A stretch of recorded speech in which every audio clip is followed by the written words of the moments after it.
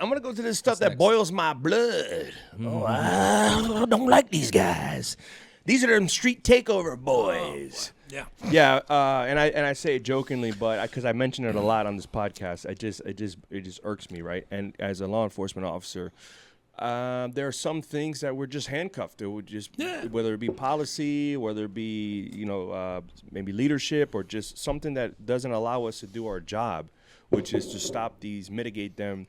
Protect our drivers out there that are driving and abiding by the law. Now they got to stay in traffic, or their traffic is backed up, or you got these knuckleheads on motorcycles and dirt bikes flying by them, doing wheelies, people in the intersections spinning out. Not only that, it is becoming dangerous to each other. They're engaging police officers that arrive to the scene. So it's becoming a nightmare. It's not only all over the nation. We see it horrendous in California, but it's moving its way to Miami, and it has been here now a little bit. Not as bad over there, but it's getting there. Yeah, but at first we allowed it. Yeah. So what? So Sheriff Joe. Yeah. What are we doing? Well, I'll tell you what. At first, they allowed it. Yes. They allowed it to happen, and it was, oh my God, they're just having fun. Yeah, they were having fun until they started shooting themselves and getting people killed, doing that stupidity and harassing people who needed to get to their homes, to their school, to their work, to their loved ones. Those people are impeding. Well, what we need to do with that, and it's very simple. Listen, today we have the three elements of law enforcement, which is adequate and timely intelligence, okay? We had that because these idiots post it, and they let you know exactly where they're going to be. The next thing that we need to do is what? The resource. We have the resources. We have the rapid response team. We got plenty of police officers. Look, there was a video where they were doing donuts around a Miami Dade police department unit. It was embarrassing. That has to be embarrassing. They were doing donuts around the unit. Okay? So if we have the resources, and then we have the tactics, the tactical, we have the tactics to do it. We have it. We need to address that. And how we're going to do it is you go out there and you stop it. You make the arrest. You block the intersections. Everyone that's participating in it, you arrest them because they're recklessly driving and putting people's lives in danger. That's an arrestable offense. People that are participating in it, you cite them. And their cars can be towed because when you cite them, if they have to suspend their driver's license, then you have the right to tow their vehicle. And then when you tow their vehicle, if they have a firearm that's illegal and they're convicted felon, you can take a weapon off the street. So law enforcement, it's a variety of things. It's connecting the dots that we're not doing because in some way, people are afraid nowadays to make those decisions. Now, if like everything in law, if you allow it, they continue to do it. And those crimes escalate and they become bigger and bigger with crime. You go out there and you make intersection arrests, 5 or 6. You put a task force together. You think those kids want to lose their cars? Most of them are stolen anyway, but you recover a car. You block those intersections. You make sure they can't get away from it, and you hit it hard. That's how we're going to fight crime. We have to hit it hard. We have to work, and we have to put people in jail. Look, jails, we're going to have to, hey, we need to build more jails. Let's build them. That's more economy, more jobs for people. Yeah. But our streets are going to be safe. But we can't continue to do that. Years ago, I remember, and we tackled this issue in the Florida Highway Patrol. Guns up, wheels up, guns down. We were making 5, 6, 7 arrests. Now they're starting to make arrests. You know why they're starting to make arrests on this? Because they know they're going to elect the sheriff. And before, they just didn't want to do it. It's not that they wanted to do it. I mean, I'm sure that they wanted to do it. But they just didn't put the effort into it. You got to put the effort into it because once you make arrests and you go out and people see it on TV, they're going, man, I'm not going to go out there and do that because I'm going to get arrested.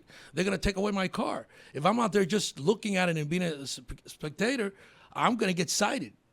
So that's what we have to do. We have to address those issues and hit them hard. And you're absolutely right on that, right? So it started with some motorcycles, and then since there was no arrest made or just there wasn't a heavy police presence, it grew and grew. And it became a national thing where people were coming from around the nation, and they still are. Because it's okay to do it. They're not going to do anything. Hey, there's no consequence. No consequence. We get to drive around Miami. That's the allure of just Miami. And I got dirt bikes, and we're in Vice City, and we're doing all this stuff.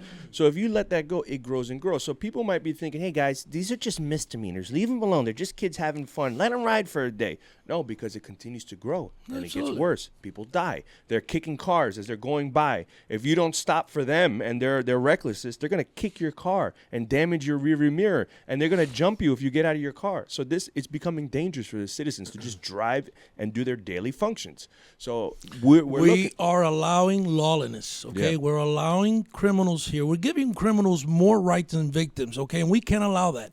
That's why these cities in New York, Philadelphia, Chicago are going to crap because they're allowing criminals more rights, and that's not going to happen here. It's not going to happen here under my leadership as a sheriff, and it's not going to happen here because this community supports police enforcement. And if there's one thing that we have is that municipalities, federal, state, have a good rapport working together. And all it takes is to put someone who can lead and bring consensus together to address these issues that we have let gone array in this community. So let me just ask you, because you're going to get into, you're going to let your officers or your deputies now, you give them, hey, man, we're going to stop this.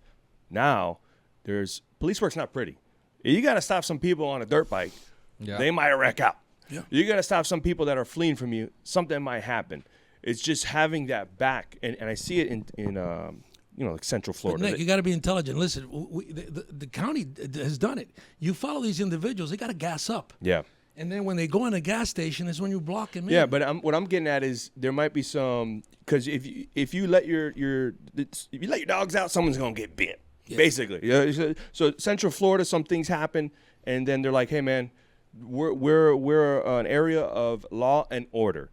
Yes, my officers, I gave them the opportunity to do this. Something happened, and it is what it is. This is what police work is. It's not pretty. It's not perfect either. It's not perfect Some things, either. but they got to have the backing of that sheriff. And I just want to know where your stance is. Well, one more time to reiterate, you mentioned something before, is that these officers out there that are working to ensure that, are you going to have their back if something goes a little bit froggy? I mean, it is what it is. You tell officers to make an arrest on somebody, doesn't want to go to jail, they fight, something happens, they wreck out, something happens, they have a gun, God forbid, there's a shooting, escalate to the highest thing, somebody dies. Listen, there will be an investigation as it is, and, there's avenues to take, but if that investigation comes back and there's evidence that you are doing your job, of course I'm going to back you up. I'm going to be there with you. Now, we also have to take into consideration that we can't go out there and, chase a motorcycle where we chase him and that individual either kills himself or kills somebody else. You have to have common sense. Right. And there are policies and departments that we need to follow. We need to be a department that follows policies. But absolutely, look, you could go out there and make a mistake, and it's not going to be termination. Look, maybe you'll go through a little training, and you'll be back out on the road. Now, but once again, if you go out there and you violate somebody's constitutional right, brutality, corruption, and racism will not be accepted under my leadership as sheriff. But a police officer that works, who's committed to safety and goes out there and may do something that doesn't require him to, hey, you're going to come back to work. Okay. You'll be back to work. You're going to have the support of the administration and the sheriff of this county.